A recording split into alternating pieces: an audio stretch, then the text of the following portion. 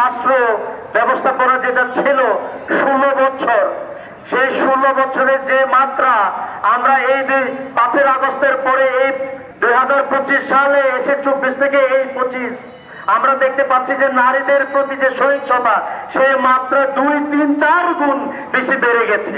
সেদিকে আমরা কিভাবে আমরা সেটাকে মূল্যায়ন করব, সে জায়গাটা হচ্ছে ভাববার বিষয়। আমরা কি এই নতুন বাংলাদেশকে আসলে নারী বান্ধব নতুন বাংলাদেশ কিনা, সেটাকে কিন্তু আমাদের ভাববার সময় এসে গেছে।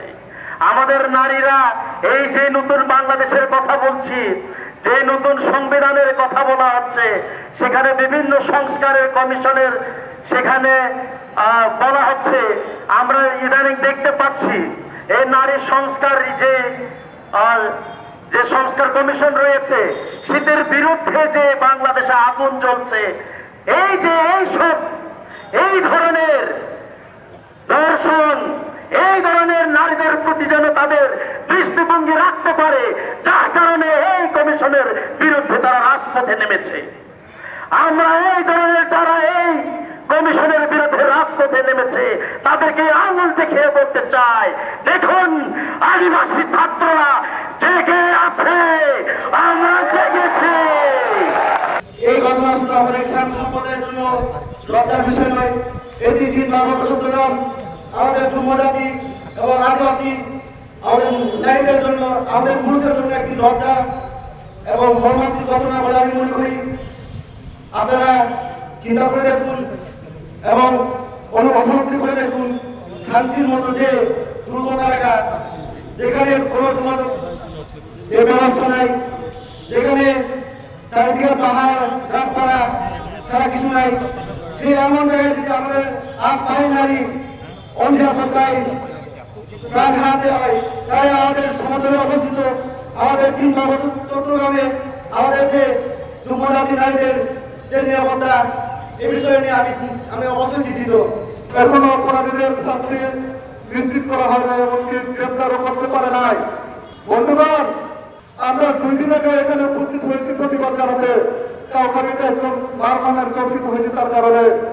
আপনারা দেখেছেন পার্বত্য চট্টগ্রামের দর্শনের ইতিহাস কিন্তু খুব বেশি দিনের নয়। রাষ্ট্রপতি এখানে যখন সমতল থেকে সেটেলার বাংলাদেশ সেটেলমেন্ট করা হয়েছে, ঠিক তখন থেকে পার্বত্য চট্টগ্রামে দর্শনের ইতিহাস শুরু হয়েছে। বন্ধুগণ, আমরা প্রশাসনের কাছে অনেকবার বিচার চেয়েছি, আমরা বিচার চেয়ে অনেকবার এখানে সমাবেত হয়েছি।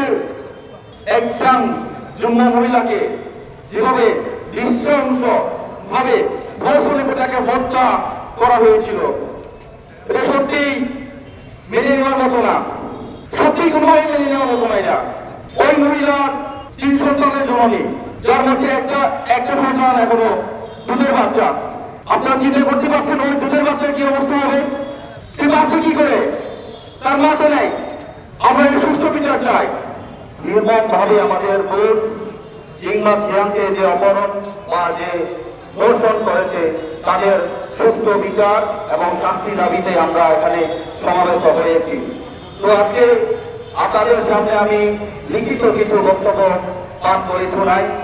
বান্দরবানের খানসি উপজেলা গৌরব 3 ইউনিয়নে 8 নং ওয়ার্ডের মঙ্গম পাড়া, যে কিনা আমরা বলি খিয়ান্তে পাড়া এলাকায় গতকাল ভোরে যে এক নারী খিয়ানকে গণধর্ষণ করা হয়েছে এবং সে কিনা সেখানে জড়িত আমাদের এই দেশেরই নাগরিক তিন ভাইরা। আমি যদি বলি 3 ভাইরা যারা সেখানে যারা কাজ করেছিল বা সেখানকার যারা শ্রমিক হিসাবে রয়েছিল, তারাই নাকি এই ধর্ষণের আসামি। তো আজকে আমরা যেন এখানে এসেছি, এই যে এত রোধের মাধ্যমে মূলত বিষয়টা হচ্ছে যে আমরা সুষ্ঠু বিচার চাই এবং যে ধর্ষকরা তাদের ফাঁসি দিতে হবে। আমি এখানে আরো উল্লেখ করতে চাই, পাহাড়ে বারবার এই ধরনের প্লাস্টিক সহিংসতা ঘটলে প্রশাসনের কার্যকর ব্যবস্থা অনুপস্থিত। আমরা মনে করি দীর্ঘদিন ধরে এই পার্বত্য অঞ্চলের, আমি যদি বলি সেটেলার ও নিরাপত্তা বাহিনী প্রত্যয় পাহাড়িদের উপর দমন পীড়ন চলছে। আমরা মনে করি পাহাড়ে নারী প্রতি সহনশীলতা একটি কাঠামোগত নিপীড়নের অংশ, যা দীর্ঘদিন ধরে চলেও বিচার ও রাষ্ট্রীয় স্বীকৃতি পায় অনুপস্থিত। আমরা এখান থেকে জোর দাবি জানাচ্ছি যে অপরাধীদের গ্রেপ্তার করে দ্রুত বিচার নিশ্চিত করা হোক। 2. রাষ্ট্র যেন মা হারানো শিশুটির দায়িত্ব গ্রহণ করে নিরাপদ ভবিষ্যৎ নিশ্চিত করে দেয়। 3. চিমরা হত্যাকাণ্ডের নিরপেক্ষ পেশাদার ও দ্রুত তদন্ত হোক। তারপরে এখনো সুস্থ তদন্ত তার দোষীদের এখনো গ্রেপ্তার করা হয় নাই।